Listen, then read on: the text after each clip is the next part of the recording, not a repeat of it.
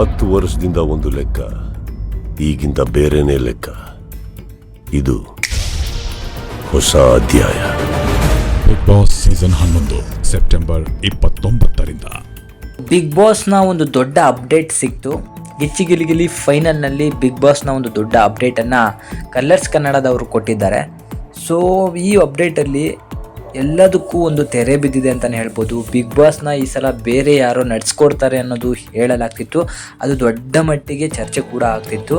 ಅದಕ್ಕೆ ಈಗ ತೆರೆ ಬಿದ್ದಿದೆ. ಸುದೀಪ್ ಅವರು ಈ ಬಾರಿಯ ಬಿಗ್ ಬಾಸ್ವನ್ನು ನಡೆಸ್ಕೊಡ್ತಿರೋದು ಫೈನಲ್ ಆಗಿದೆ.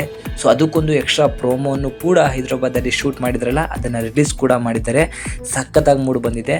ಸುದೀಪ್ ಅವರ ಮಾಣಿಕ್ಯ ಫಿಲಮಿನ ಡೈಲಾಗನ್ನು ಇಲ್ಲಿ ಯೂಸ್ ಮಾಡಿಕೊಂಡು 10 ವರ್ಷಗಳ ಹಿಂದೆ ನಡೆದಿದ್ದೆ ಬೇರೆ, ಇವಾಗ ನಡೆಯೋದೇ ಬೇರೆ ಅನ್ನೋ ಒಂದು ಡೈಲಾಗ್ ಮುಖಾಂತರ ಸುದೀಪ್ ಅವರು ಮತ್ತೆ ಬಿಗ್ ಬಾಸ್ನ ಆ್ಯಂಕರ್ ಮುಂದುವರಿಸ್ತಿದ್ದಾರೆ ಅನ್ನೋದು ಕನ್ಫರ್ಮ್ ಆಗಿದೆ. ಆದರೆ ಬಿಗ್ ಬಾಸ್ 10 ವರ್ಷಗಳ ಕಾಲ ನಡೆದಿದ್ದೇ ಬೇರೆ, ಈಗ ನಡೆಯೋದೇ ಬೇರೆ ಅಂತ ಹೇಳ್ತಿದ್ದಾರೆ. ಅಂದರೆ ಯಾವುದೋ ಒಂದು ರೂಲ್ಸ್ ಅಥವಾ ಸಿಸ್ಟಮನ್ನು ಚೇಂಜ್ ಮಾಡಿರುವಂತಹ ಚಾನ್ಸಸ್ಗಳು ಅತಿ ಹೆಚ್ಚಾಗಿ ಕಂಡು ಬರುತ್ತೆ. ಇದರಿಂದಾಗಿ ಈ ಬಾರಿಯ ಬಿಗ್ ಬಾಸ್ ಮತ್ತಷ್ಟು ಹೆಚ್ಚು ಜನರನ್ನು ಸೆಳೆಯುವಂತಹ ಕಾರ್ಯವನ್ನು ಮಾಡುತ್ತೆ. ಅಷ್ಟೇ ಅಲ್ಲದೆ ಉತ್ತಮ TRP ಯೊಂದಿಗೆ ಮತ್ತೆ ಅದರ ರೆಕಾರ್ಡನ್ನೇ ಅದೇ ಮುರಿಯುವಂತಹ ಸಾಧ್ಯತೆಗಳು ಕೂಡ ಜಾಸ್ತಿ ಇದೆ. ಇದರೊಂದಿಗೆ ಬಿಗ್ ಬಾಸ್ಗೆ ಆ್ಯಂಕರ್ ಆಗಿ ಬೇರೆಯವರಿಗೆ ರೀಪ್ಲೇಸ್ ಮಾಡೋಕ್ಕೆ ಸಾಧ್ಯವೇ ಇಲ್ಲ ಅನ್ನೋ ಮಾತು ಮತ್ತೆ ನಿಜವಾಗಿದೆ.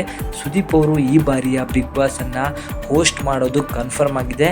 ಸೆಪ್ಟೆಂಬರ್ 29ರಂದು ಬಿಗ್ ಬಾಸ್ ಕಲರ್ಸ್ ಕನ್ನಡದಲ್ಲಿ ಪ್ಲೇ ಆಗ್ತಾ ಇದೆ. ಎಲ್ಲರೂ ಕೂಡ ಬಿಗ್ ಬಾಸ್ಗೆ ಅತಿ ಹೆಚ್ಚಾಗಿ ವೆಯ್ಟ್ ಮಾಡ್ತಾ ಇದ್ರಿ. ನಿಮಗೆ ಎಲ್ರಿಗೂ ಕೂಡ ಖುಷಿಯಾಗಿದೆ ಅಂತ ಗೊತ್ತು. ಸೊ ನಿಮಗೆ ಈ ವಿಚಾರ ಇಷ್ಟ ಆಗಿದ್ದರೆ ಲೈಕ್ ಮಾಡಿ, ಹಾಗೂ ಮುಂದೆ ಬರುವಂತಹ ಬಿಗ್ ಬಾಸ್ ಅಪ್ಡೇಟ್ಗಳಿಗೆ ಹಾಗೂ ಬಿಗ್ ಬಾಸ್ ಎಪಿಸೋಡ್ಗಳಿಗಾಗಿ ನಮ್ಮ ಚಾನಲನ್ನು ಸಬ್ಸ್ಕ್ರೈಬನ್ನು ಮಾಡಿಟ್ಕೊಳ್ಳಿ.